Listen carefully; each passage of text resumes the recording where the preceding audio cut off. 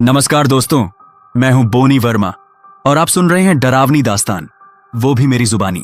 दोस्तों, आज की कहानी जयपुर शहर के रहने वाले एक शख्स अजय की है। अजय एक कैब ड्राइवर हैं और जो कुछ भी उनके साथ हुआ वो सुनकर आपको लगेगा जैसे ये सब किसी फिल्म में हुआ हो, लेकिन नहीं, ये उनकी खुद की जिंदगी की हकीकत है। तो चलिए अब सुनते हैं ये कहानी, अजय की जुबानी। उस रात दिसंबर की ठंडी हवा हड्डियों तक चुभ रही थी। जयपुर की रोडें अक्सर रात को गुलजार रहती हैं, लेकिन उस दिन कुछ अजीब सा सन्नाटा था। मैं अजय रोज की तरह काम से थका हुआ अपनी कैब लेकर घर लौट रहा था। सर में हल्का सा सुरूर था, क्योंकि ठंड में 1-2 पैग पीकर ही रास्ता कटता है। दिन में 3-4 राइड कर चुका था। घर वाली ने सब्जी और बच्चों के लिए चॉकलेट लाने का कहा था, तो सब कुछ ले लिया था। अब बस जल्दी से घर पहुंचना चाहता था। रात के करीब 10:30 बज चुके थे। सिंधी कैंप पार करके जैसे ही मैं पुराने किले वाली रोड पर मुड़ा, गाड़ी अचानक से झटका खा के बंद हो गई। साला, अब क्या हुआ? मैंने स्टीयरिंग पर जोर से हाथ मारा। इंजन 2 बार स्टार्ट करने की कोशिश की, लेकिन आवाज ऐसी थी जैसे गाड़ी खुद कह रही हो, अब नहीं चलेगी। खैर, पास ही की रिपेयरिंग शॉप दिखी। ज्यादा दूर नहीं, मुश्किल से 100 मीटर। मैं पैदल गया, मैकेनिक को लेकर आया। मैकेनिक को लाने, समझाने और गाड़ी ठीक होने में करीब 1.5 घंटा लग गया। समय जैसे ठहर गया था और जब सब कुछ निपट चुका था, घड़ी की सुइयां 12 बजने को थीं। उस सुनसान रात में मैंने गाड़ी स्टार्ट की, सब्जी और चॉकलेट पीछे रखी और घर की ओर चल पड़ा। सिर थोड़ा भारी लग रहा था, शायद पैग का असर था या थकावट। हल्का सा झपकी जैसा भी महसूस हो रहा था। कोहरे ने अब पूरी रोड को घेर लिया था। गाड़ी की हेडलाइट्स और वाइपर ऑन थे। पुराना रास्ता था। मैं ध्यान से धीरे धीरे चला रहा था। तभी जैसे ही एक मोड़ पर पहुंचा, सामने अचानक एक औरत भागती हुई आई, सीधा मेरी गाड़ी के सामने। मैंने झट से ब्रेक मारे और गाड़ी रुकी। औरत मेरी कार के बोनट पर दोनों हाथ रखकर रुकी खड़ी थी। सर के बाल बिखरे हुए, कपड़े मैले और भीगे और हाथों पर खून लगा हुआ। मैं गाड़ी से उतरा, गुस्से में बोला, मरना है क्या आपको? बीच रोड में ऐसे भागती हो? लेकिन जैसे ही उसकी आंखों में देखा, एक अजीब सी बेचैनी थी। उम्र रही होगी कोई 60 के आसपास, बाल पूरे सफेद और चेहरा कंधे तक झुका हुआ। उसने कांपती आवाज में कहा, बेटा, मेरी बेटी खून से लथपथ है। एक कार ने टक्कर मारी और सब छोड़ के भाग गए। कोई मदद नहीं कर रहा। प्लीज, मुझे मदद चाहिए। प्लीज बेटा। मैं कुछ बोलता उससे पहले ही वो मेरा हाथ पकड़कर खींचने लगी। वो आगे गली में पड़ी है, प्लीज चलो मेरे साथ। उसकी हालत देख के मुझे दया आ गई और शायद नशा भी थोड़ा असर कर रहा था। मैं उसके साथ चल पड़ा। एक पुरानी सुनसान गली में घना कोहरा फैला था। उसने मेरा हाथ थाम रखा था। खून उसके हाथ से मेरे हाथ पर लग रहा था। थोड़ा आगे जाने पर एक लड़की दिखाई दी, रोड के किनारे नाली के पास, चेहरा पूरा कुचला हुआ, खून से लथपथ। वो औरत रोती रही, बस इसे अस्पताल पहुंचा दो, मेरी बेटी है ये। मैंने कहा, अम्मा आप साइड हो जाइए, मैं उठाता हूं। जैसे ही झुककर उसे उठाने लगा, वो लड़की अचानक आंखें खोलती है और मुस्कुराती है। उस मुस्कान में कुछ था, कुछ बेहद डरावना। मैं चौंक पड़ा। एक पल को लगा, कहीं ये मेरी आंखों का धोखा तो नहीं? क्या मैंने सच में वो मुस्कान देखी थी?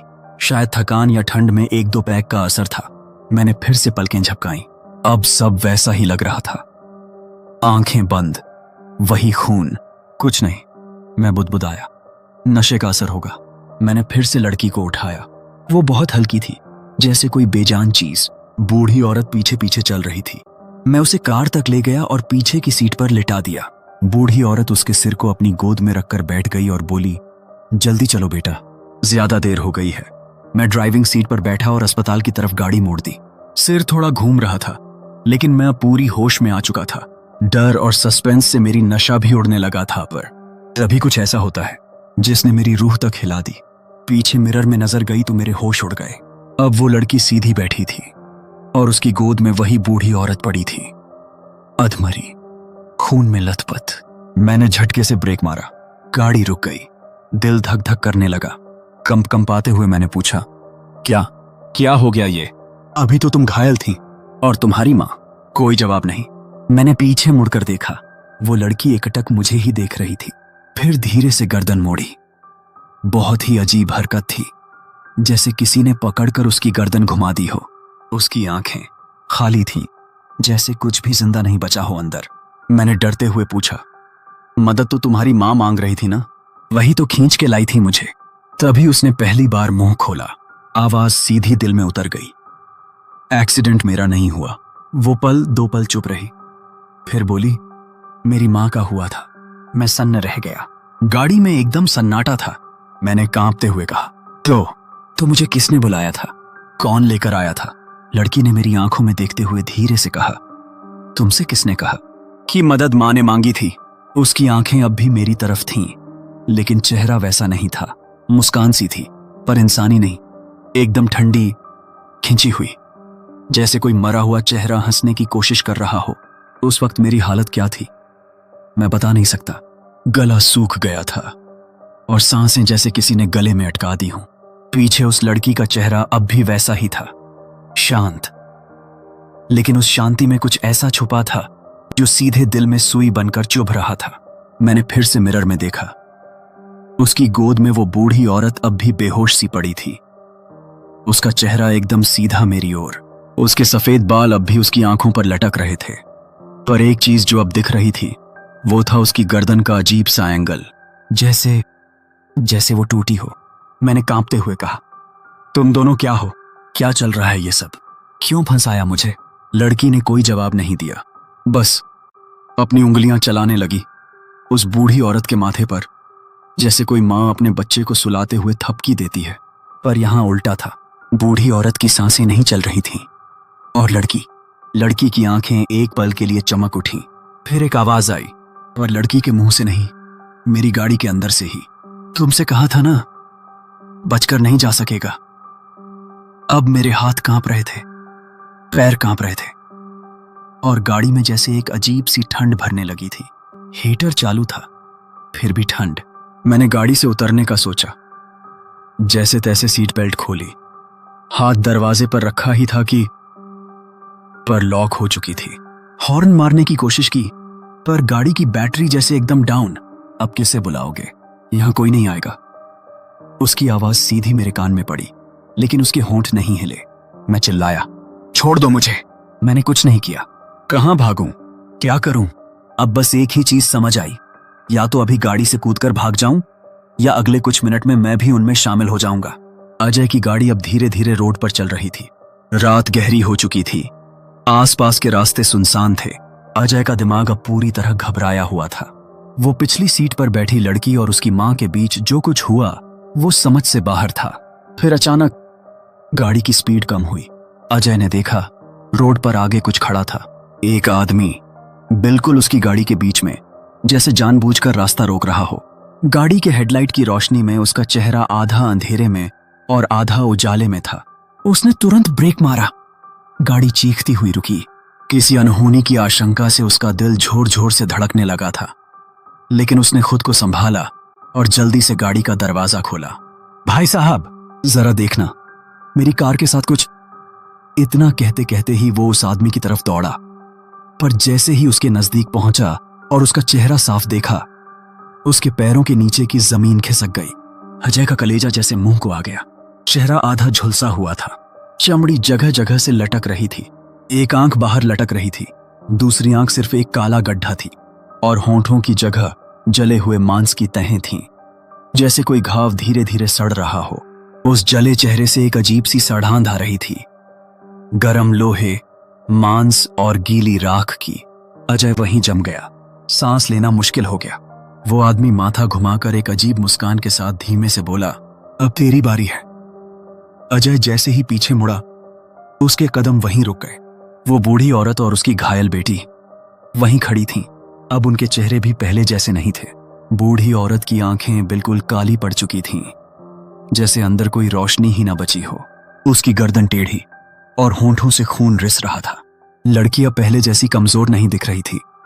उसकी गर्दन भी कटने के निशान से लाल थी, पर चेहरा शांत, और वो बस उसे घूर रही थी। तीनों ने उसे घेर लिया था। मेरा दिमाग सुन्न हो चुका था। ये कौन लोग थे? ये सब क्या था? और क्या मैं अब कभी लौट भी पाऊंगा? जिस्म तो वहां खड़ा था, पर दिमाग जैसे किसी और दुनिया में जा चुका था, जहां सिर्फ मौत का साया था। अजय का दम घुटने लगा। कांपती आवाज में वो बोला, मैंने क्या किया है? मुझे क्यों पकड़ रखा है तुमने? बूढ़ी औरत आगे बढ़ी। उसकी आवाज अब पूरी तरह बदल चुकी थी, भारी, दबी हुई और भीतर से जैसे कोई और बोल रहा हो। क्योंकि तेरा चेहरा हमें उस आदमी की याद दिलाता है जिसने हमें मारा था। शराब पीकर उसी मोड़ पर उसी रात मैं, मेरी बेटी और मेरा पति उसी मोड़ पर हम तीनों कुचल दिए गए थे। हमारी चीखें कोई नहीं सुन पाया। हमारी लाशें यहीं मिली थीं। अजय की आंखों से आंसू निकल पड़े।